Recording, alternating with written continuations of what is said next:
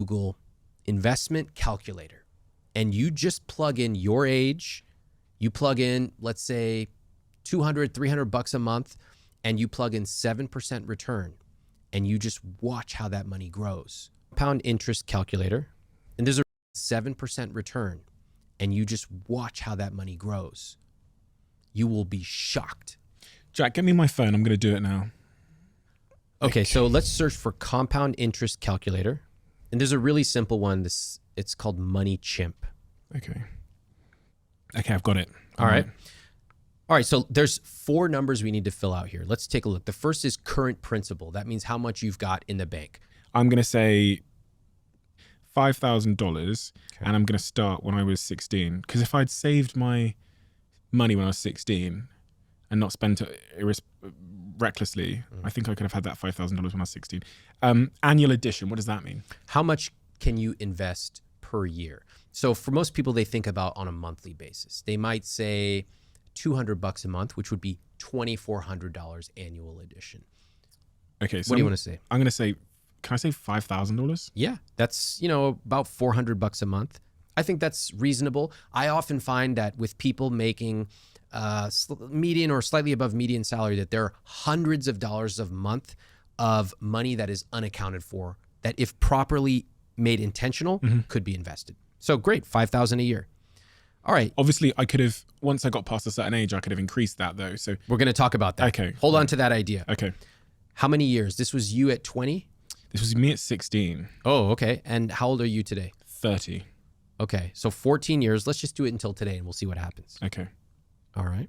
14 years. And then it says interest rate. So what should we assume for that? Is that 8%? Yeah, 7 to 8. I do 7 just to be super conservative because I never want to be surprised on the downside. Right. If anything, I'm going to make more. So 7%. All right, let's calculate it. Okay. What do you see? Damn. What do you see? $133,000, 537. Yeah, that's what you would have had right now. Now let's add some context. So this is really important. You see a number that says $133,000 at age 30. Yeah. Okay. Is that a lot? Is that not? I don't know. Let's break it down. At that point, you started with $5,000 and you invested $5,000 per year. We assumed no raises, even though you obviously made more than you made at age 16. We assumed you stopped investing at age 30, which is obviously ridiculous. And you end up with 6 figures. Let's play it out. Let's take it until 40. So instead of 14 years, you invested for 24 years. What do you see? I would have $336,000. It's getting better. From just $5,000 a year. It's not much. It's fantastic. Again, $400 or so a month is very modest. Remember, people's income goes up typically in their 30s and 40s. And if you already are investing a little bit automatically, all you have to do is just tweak a number and it will take an extra couple hundred, $300, $400, $500. Let's do one more. Let's go to 34 years just because I want to see what happens. And then we're going to play with the other numbers. Okay. So investing from the age of 16 until I'm 50, I would have $736,000 in my account. Yeah. So investing from the age of 16 until I'm 50, I would have $736,000 in my account. Yeah. Now I want to do the full thing. I want to do a more realistic number here. So instead of 50, we're going to go 49 years. That takes you to age 65. Yeah. Okay. And instead of $5,000 per year, your income obviously went up from being 16 years old. So I'm going to pick a number out of thin air, and I'm going to tell you how I picked it. I'm going to say instead of $5,000 a year, it's actually going to be $30,000 per year. Let me tell you why I picked that. In your early years, you don't have as much money, but you were still investing a little bit, which shows that you're dedicated. As your income goes up, you're going to start proportionally continuing to invest. So at a certain point, your income will be really high, and that will bring that average up. That's why I switched it to $30,000 per year. I actually think this is quite modest, but I'm going to go ahead and do it. So here we have someone starting investing at $5,000. They invest $30,000 per year. Okay. They grow it for 49 years at 7%. Do you know the math? No, tell me. $12,303,000. So that's me starting with 5K, gradually ratcheting it up until I'm investing 30K a year per average across those 49 years. Yes, which is a flaw in this because it's so simple. Yeah. That money invested, you're not actually going to invest that much early on. You'll invest more later. Yeah. So you'll maybe have a marginal amount less, but we're talking 10 versus 12 million. Mm-hmm. That's a lot of money. And then if I got 8% instead of the 7%, I'd have 17.4 million. Yeah, but don't mess with that. Because That's this is what people do. part. They go, well, if I got 13%, I'm going to invest in this PE fund. I go, don't do that. You're going to lose all your money. Just stop. Yeah. 7% is safe. It's conservative. That's why I am here. That's why I want to encourage people. You don't need to juice your returns. I hope you do get 8%, but I don't want you to count on that.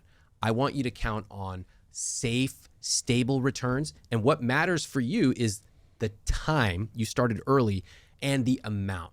You have a considerable amount to invest. What about the richest people in the world? Mm-hmm. You know, we think of the Warren Buffetts of the world or the Charlie Mungers of the world who ended up becoming the richest investors on planet Earth. Yeah. What was their strategy? I'll tell you. Let's talk about Warren Buffett. There's a friend of mine, Morgan Housel. He wrote this amazing article. I love that book. Yeah, The Psychology of Money. He wrote this amazing article about Warren Buffett. If you look at Warren Buffett's returns, he started investing at a very young age, and the money compounded. Again, it's like putting the turkey in the oven and letting it sit there, not just for an hour, but many hours. In his case, 60 plus years. He has made over 99% of his wealth happened over the age of 60. Okay? Think about that. It's all because he has made over 99% of his wealth happened over the age of 60. Okay? Think about that. It's all because he started investing so far ago. And what is mind-boggling is that you don't need a fancy strategy. You don't need to be picking individual stocks. You don't even need to be a genius.